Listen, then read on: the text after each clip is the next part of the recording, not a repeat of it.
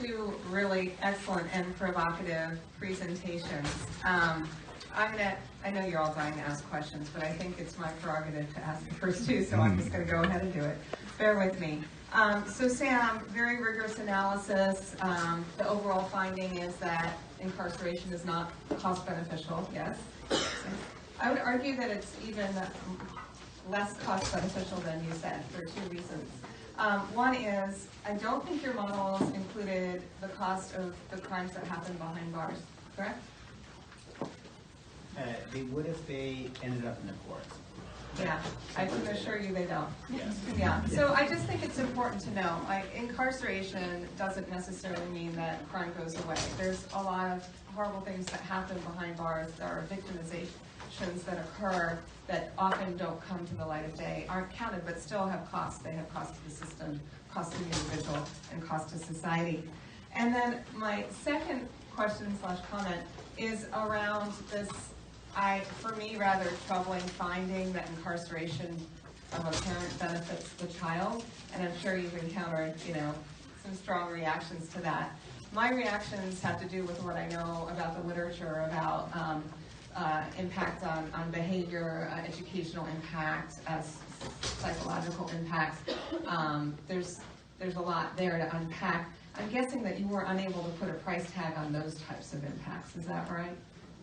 Yeah, no, that's absolutely right. So we think that there's big psychological impacts of parental incarceration, and this is kind of another thing that is fully outside what we can put numbers on. Mm-hmm. But if you were able to quantify it and include it, it would mean that incarceration was even less cost beneficial. I think that's probably right. I mean, I don't think it's right that every child is facing psychological harm when their parent is incarcerated. Often they're going to live in a more stable environment, typically with grandparents or with the non-criminally involved parent. And so for those children, I think that it is likely to be even a psychological benefit. If we add it all up, though, yeah, I think it's likely that you would end up with another net negative. Yeah, I think that's fair. Thank you. All right, Jeff, on to you. I loved your research and your findings. In part, maybe it's narcissistic because so much of what you found mirrors what we found many years ago with our own longitudinal study of reentry, particularly around the residential mobility and the both good and bad reasons why people moved, right? And like some people moved because they intentionally didn't want to go back on the same street corner with the same negative influences, right? But that also meant that they were moving further away, potentially, from their families and that family support. Some people moved away from their original neighborhoods because their families were forced out because they couldn't afford to stay there because their family member was incarcerated and they were a main breadwinner, right?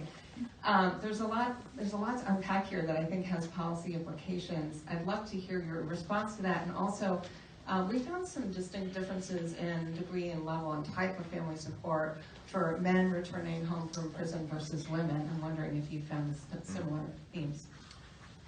Great question. I think you had more ability in your study to disentangle the effects on men or women. We had a very small sample. I think I would say that one thing I guess I touched on a little bit was that women do face I think when they're part of a couple, they often face that threat of coercion a lot more than men do. That they're with guys who are bad influences on them. I don't know what the gender differences. I'd like to hear more about your gender differences. But more generally, I'd like to unpack that whole. What do we make out of all this? I think that one thing is. That paradox that I pointed out about like withdrawing from the community as a strategy of intentional social isolation can be beneficial in the short run maybe, but damaging in the long run. I think that since we're on Capitol Hill and thinking about federal roles in this, I think that supports for families who are shouldering that burden of reintegration are a mechanism that we should all be thinking about more. As we know, people coming out of prison are ineligible for a lot of benefits. But we should be thinking of ways of trying to help the families who are really trying to provide that housing and that food and everything else, and through federal benefits. So that's the beginnings of an answer. Yeah. So our study found that men were more likely to have all manner of family support. And nearly all the men had a woman in their lives, right? Yeah. It might be an aunt, a mother, a grandmother, an intimate partner. They always had someone, right? Yep. The women who came out, largely, if they had family support, they were relying on their adult children for it. I think that probably holds true with your research. Yeah, that even with our small sample, but same dynamics. Great. I will not hog the podium anymore. I'm sure many of you have questions. Who's first? Don't make a liar of me. Oh, yes. How you doing, Sam? My name is Dominic. I know this is probably a touchy subject, but touchy thing to say we'll talk about. But you mentioned that the mass incarceration happened in terms of the 1960s, and it grew. Do you think that, because the bottom line is this, and it hurts me, African American, especially African American men, are more incarcerated than their Caucasian inmates. So do you think that the harsh treatment that African Americans went through during the Civil Rights Movement, like Dr. King going to jail or anybody going to jail, do you think that that's part of the reason why there was a decline, must not decline, but an increase in mass incarceration? I'm not asking you to be political now, but I'm just saying, do you think it's possible? No, I mean, I think it's clear that criminal justice policy in the U.S. is very racialized, and it's not possible to separate those things out. Right? Like, I'm not an expert on it, but we know from recent history, for example, that crack cocaine was penalized at 100 times the rate of regular cocaine, and that there's a clear racial angle there. And so I think it would be silly to say that there was no racial angle at anything that happened before that. Put another way, the criminal justice system is an extension of our history of slavery and lynching and Jim Crow. That's my history. Others?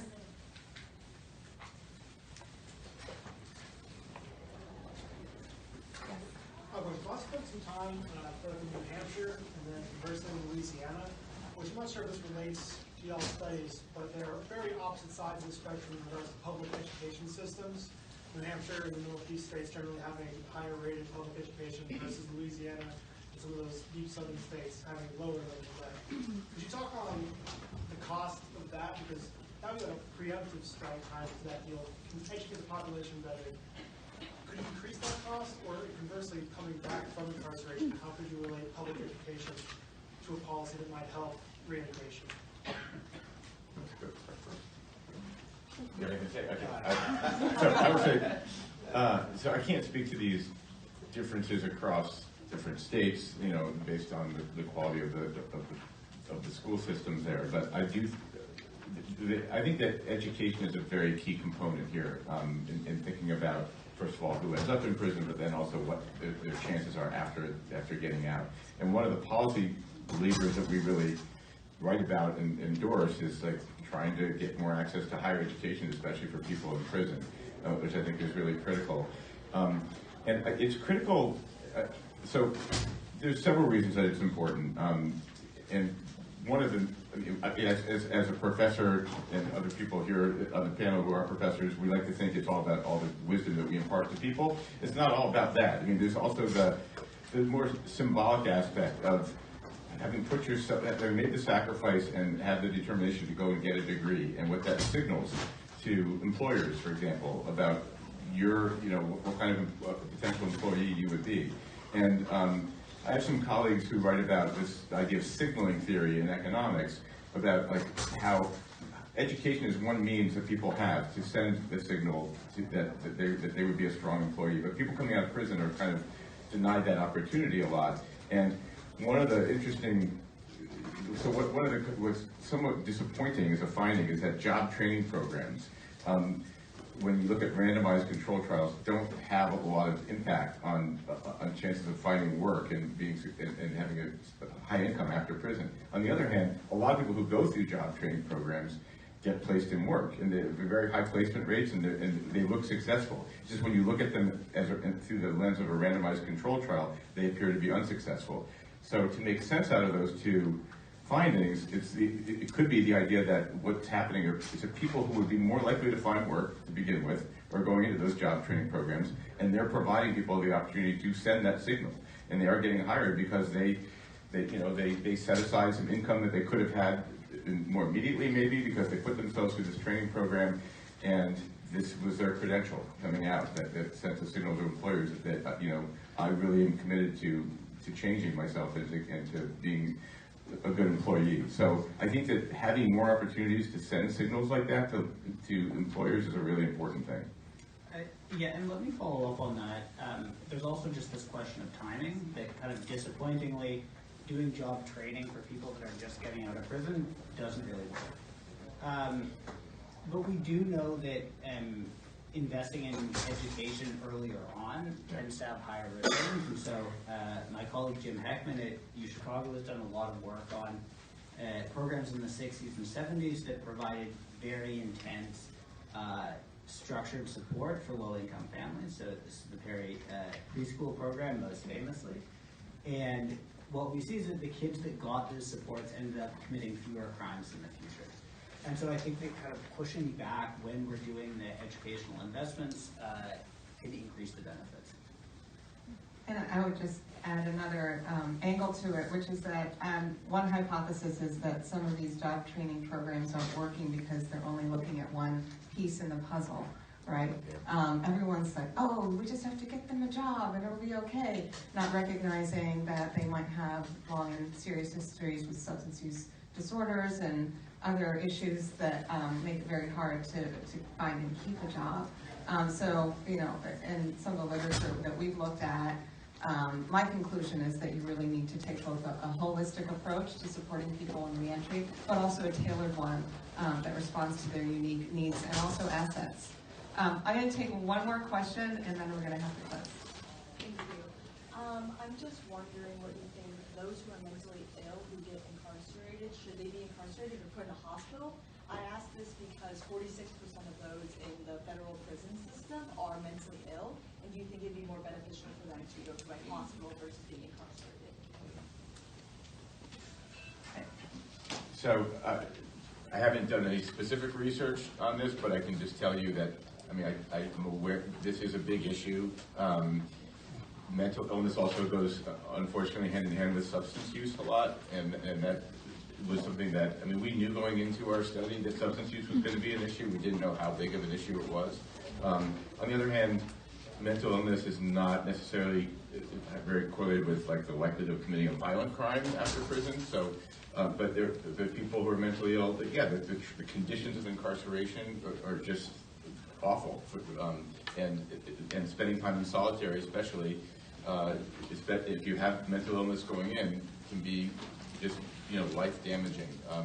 So I think that the more that we can divert people from prison, the better off most people will be, especially for mentally ill.